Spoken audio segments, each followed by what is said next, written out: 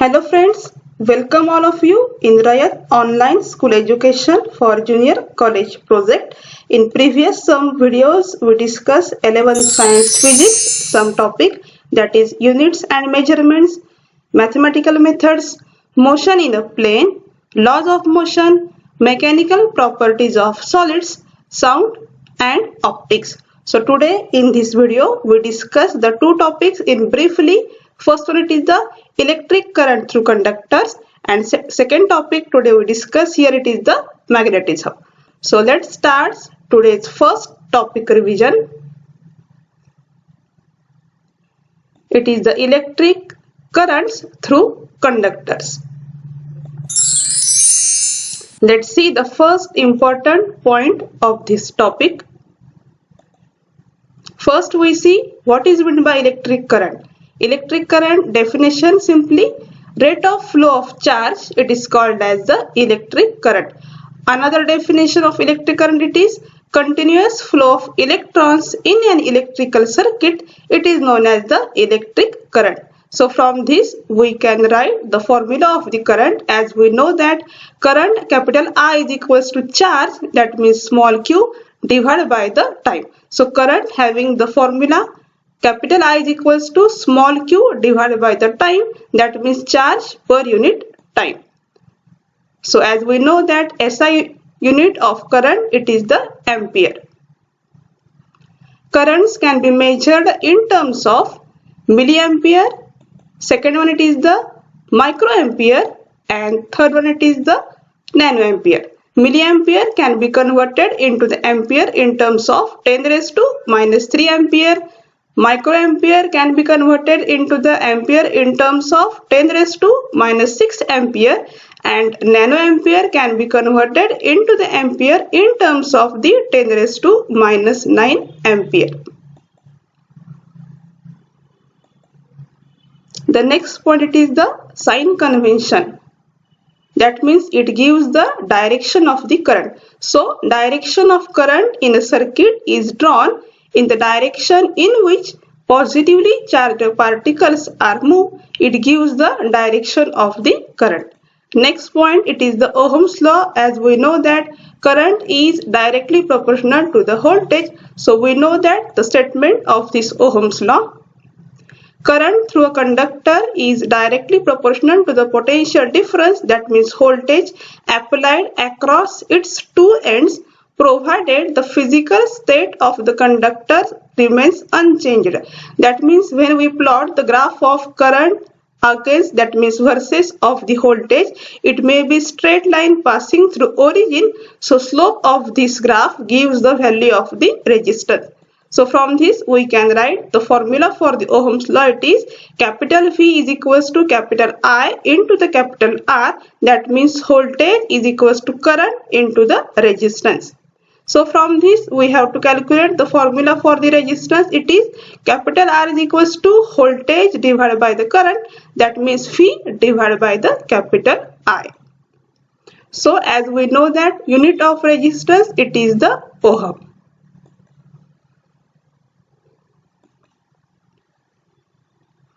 The next important point of this topic, it is the conductance. That means it is the reciprocal of the resistance. So definition of conductance is reciprocal of resistance. It is called as the conductance. So in terms of the mathematical forms, capital C is equals to 1 divided by the capital R. That means reciprocal of the resistance. So SI unit of conductance, it is the Siemens or ohm raised to minus 1. Next definition or next important point, it is the electrical power. The definition it is a time rate per unit time at which electrical energy is transferred by an electric current. It is known as the electrical power. So from this the formula very important, it is P is equals to du, that means energy per unit time. So which we have give P is equals to current into the voltage, that means P is equals to I into the capital V. So as we know that by the Ohm's law, V is equals to capital I into the capital R. So this value putting in this equation, we have to get the new form of the electrical power having the equation P is equals to V square divided by the capital R, or simply P is equals to I square into the capital R. So this one is the very important formula for the power.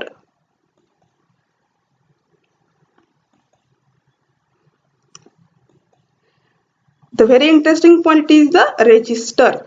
Register, the word consists of resist means to resist means to oppose, or it is simply resistance gives the opposition to the flow of the current. So register can be used to limit the current following through a particular path of a circuit. Register can be divided into the two types. Basically carbon resistors, and second one it is the wire wound resistors. So first we see carbon resistors.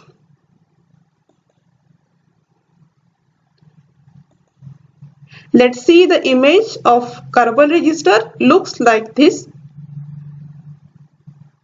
Carbon resistors, values of these resistors are coded in the color format. So color coding is standardized by an electronic industries of the association. Carbon resistor looks like in this way. It consists of the 4 color band. 3 bands are close to each other and 1 band something of the distance. So 4th band it is becomes gold, silver or no color. First it is give the first digit, second digit, third color indicates the multiplier, and fourth color indicates its tolerance. So from this we have to calculate the value of any resistor. We have to know that this table.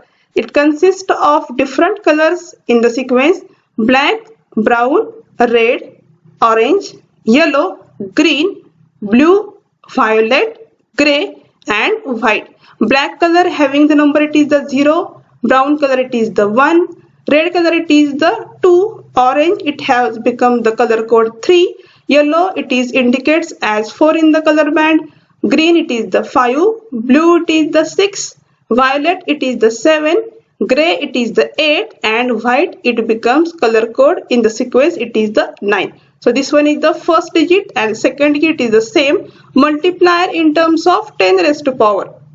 That means black color in terms of multiplier is equals to into 10 raised to 0, brown 10 raised to 1, red 10 raised to 2, orange 10 raised to 3, yellow it becomes 10 raised to 4. In this sequence we have to get white color having the multiplier range it is the 10 raised to plus 9. And the fourth band gives its tolerance, that means gold, silver and the no color. Gold having the tolerance plus or minus 5%. Silver having the tolerance effect, that means plus or minus 10%, and no color it have the tolerance value plus or minus 20%. So this table is very important while calculating the values of the resistor. So let's see the next point is the combination of resistor. Basically combination of resistor, it is having the two types. First one it is the series combination of resistors and second one it is the parallel combination of the resistor. So let's see, first it is the series combination of the resistors.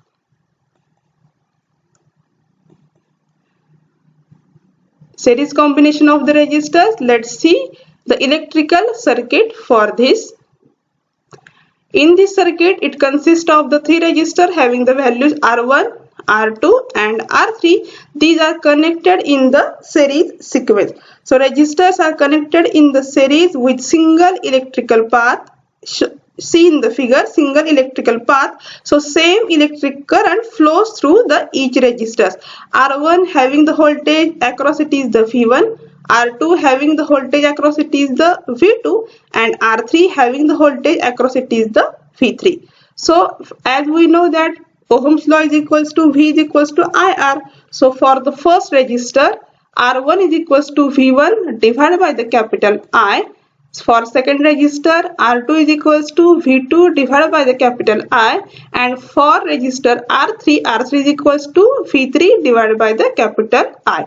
So from this, the total voltage having the formula V is equals to V1 plus V2 plus V3. So putting this value V1 outside, taking this term, we have to get V1 is equals to R1 into the I V2 is equals to R2 into the I. So putting this value and taking common term outside the bracket, we have to get V is equals to V1 plus V2 is equals to capital I, common term outside taking the bracket, into the bracket R1 plus R2. That means I is equals to simply R into the S. RS, that means it is the series resistance, or it is also called as the effective resistance.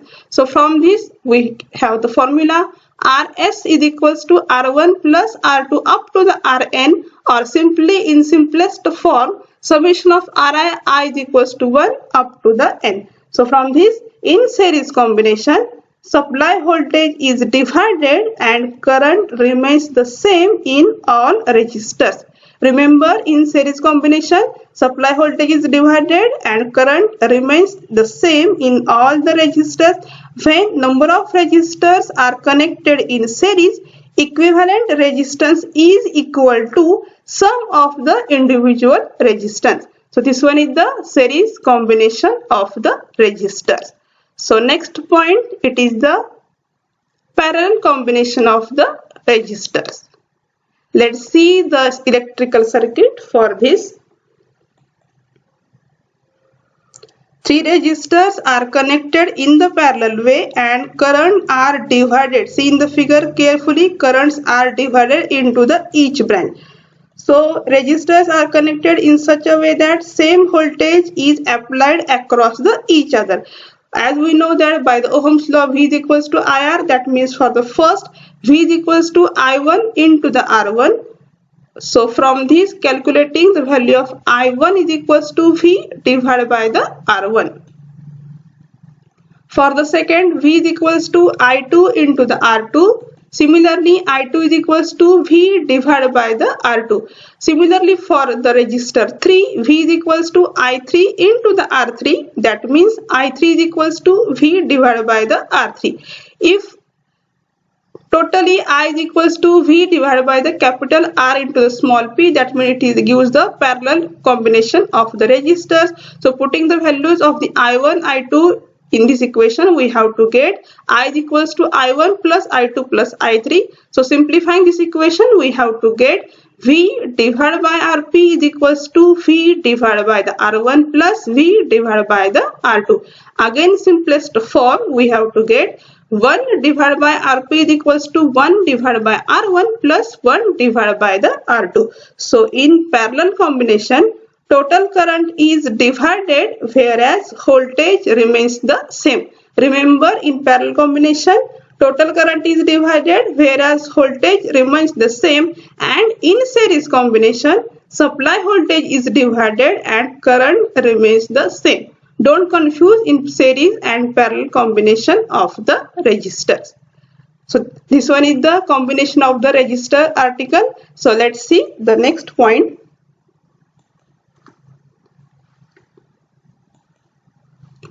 Next point is the specific resistance, or it is simply called as the resistivity.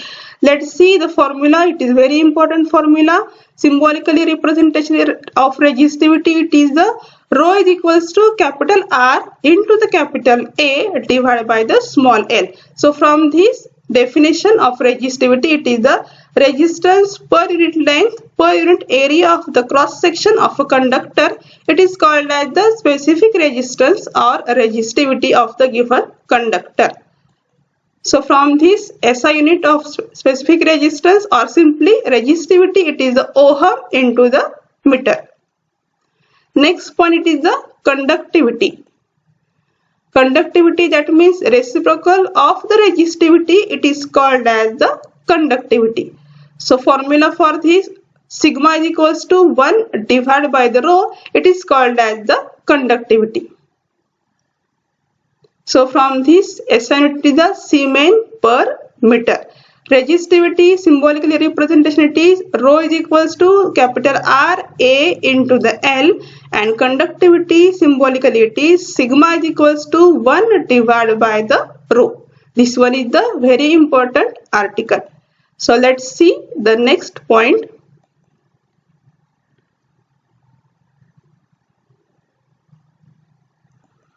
Next point is the electromotive force, or simply it is called as the EMF. This one is the very important point. Let's see first very important definition of this: energy supplied by a cell to circulate unit positive charge through the complete circuit, that means external resistance or it is internal resistance. It is called as the electromotive force or EMF. Once again we recall the definition: energy supplied by cell to circulate unit positive charge through the complete circuit, that is external resistance and the internal resistance. It is called as the EMF. From this equation it is capital E is equals to W divided by the Q.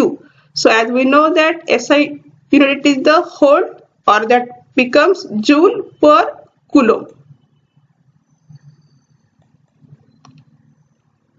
The next point, it is the cells in series. Similarly, see the diagram. Here cells are connected in the series. First cell connected to the second cell to the third cell to the fourth cell in this manner. So in practically this looks like in this way: first cell connected to the second to the third, and third to the fourth. So for the first cell, this one is the positive leg terminal, this one is the negative terminal. So for the first cell, negative terminal of the cell, it is connected to the positive terminal of the second cell. Negative terminal of the second cell, it is connected to the third positive terminal of the cell, and for the third negative terminal of the cell, it is connected to the fourth negative terminal of the cell. This one is the cells in the series. So in this, terminal voltage of battery or cell is equal to the sum of voltages of the individual cells in the series. So if we have to connect 1.5 volt plus 1.5 volt, the effective cells having the value, it is the 3 volt. So here it is the addition. Let's see the next point, it is the cells in the parallel connection. Let's see the diagram. Here also cells are connected in the parallel, but here all positive terminals are connected in this way and all negative terminals are connected in this way. So in parallel connection, current is divided among the branches. So here friends, we completed the first topic of the today's revision, that is electric current through the conductors. So let's see the next topic of today's revision. It is the magnetism. First see the magnet looks like north pole, south pole, as we know that. This one is the first image. See again, this one is the image of the magnet. We know that every magnet, regardless of its size and shape, has two poles. We know that first pole, it is called as the north pole. See in the figure, north pole and the south pole. So if a magnet is broken into two or more pieces, then each piece behaves like an independent magnet. So isolated magnetic monopoles do not exist. That means single pole magnet is not exist in the nature. So like magnetic poles repel each other, whereas unlike poles attract each other.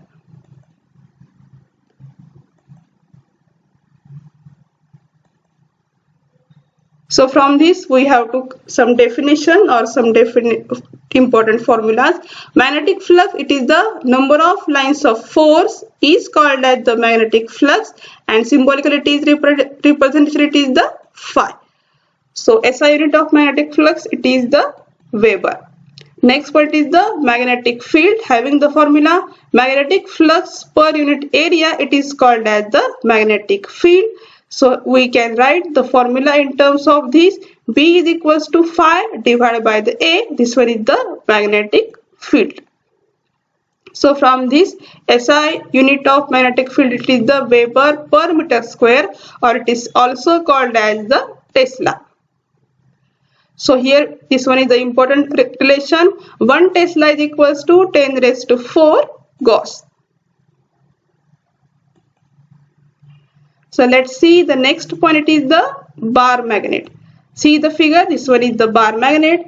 So bar magnet, it consists of the north and the south pole as we seen in the previous slide. So for this we see some different parameters of the bar magnet. It consists of the two poles, north pole and the south pole having the pole strength. North pole having pole strength plus Q, south pole having the pole strength is the minus Q. So for the first important is the what is meant by axis of a bar magnet. See in the figure, this one is the axis of the bar magnet. So definition of this: line passing through both the poles of a bar magnet, it is called as the axis. Next important point of this bar magnet is the equator. See in the figure, this one is the equator. Line passing through center of a magnet and perpendicular to its axis, it is called as the magnetic equator. This one is the magnetic equator. This one is the axis, and here it is the geometrical length of the bar magnet, and magnetic length, it becomes the length between the two poles. This one is the 2 times small l.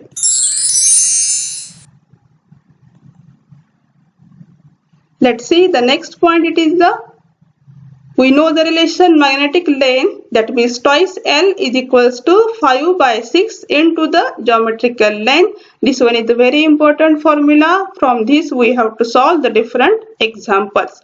So let's see the next relation. It is the relationship between magnetic field due to bar magnet at a point along its axis and at a point along its equator. We know the relation B axis is equals to 2 times the B equator.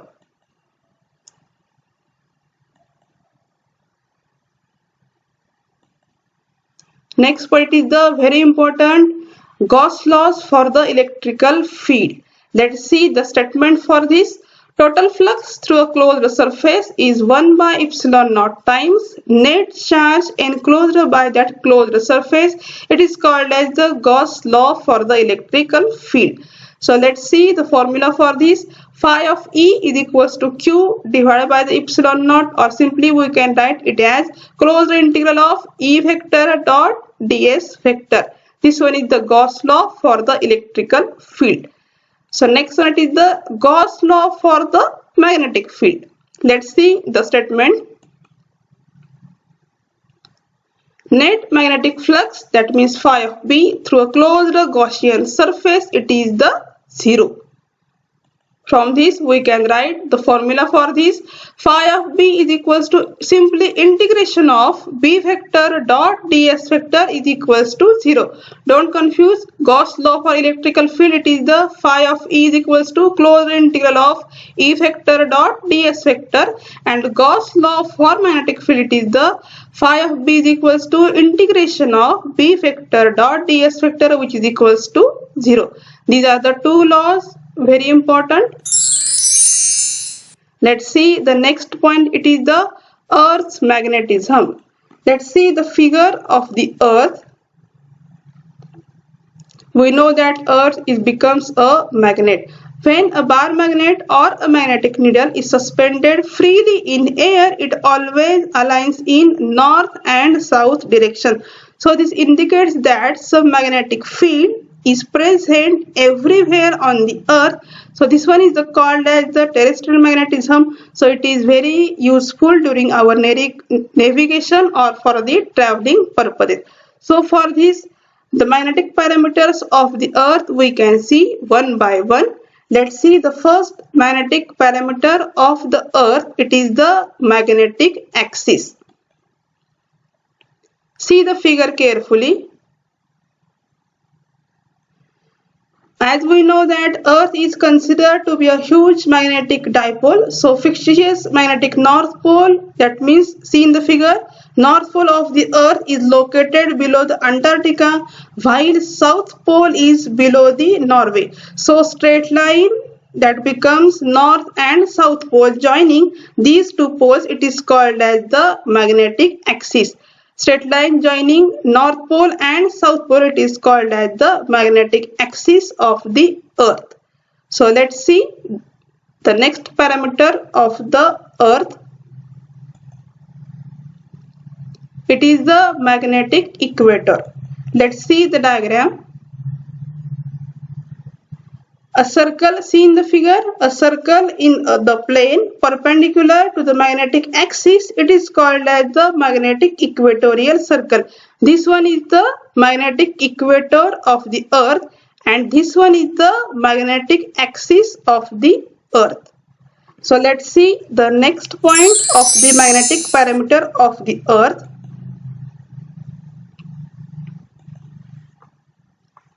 Geographic and magnetic meridian. See the figure carefully. First we see the geographic meridian. Let's see. This one is a plane perpendicular to the surface of the earth. That means it is the vertical plane perpendicular to its geographic axis. It is called as the geographic meridian. Let's see magnetic meridian. That means a plane perpendicular to the surface of the earth which is also in the vertical plane and passing through its magnetic axis. It is called as the magnetic meridian. See in this figure, this one is the geographical meridian and this one is the magnetic meridian. So let's see the next point.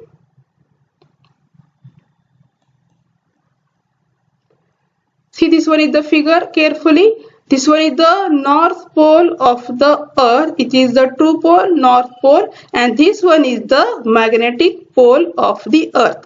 North pole and the magnetic pole. Let's see the next point. It is the magnetic declination.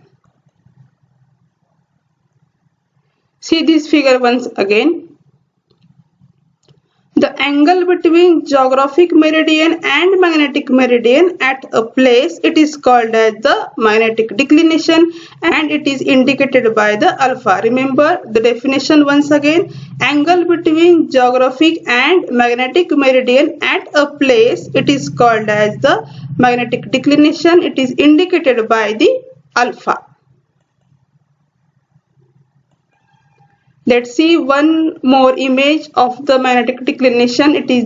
This one is the true north pole. This one is the magnetic north pole. In between this angle it is present. It is called as the magnetic declination of the earth.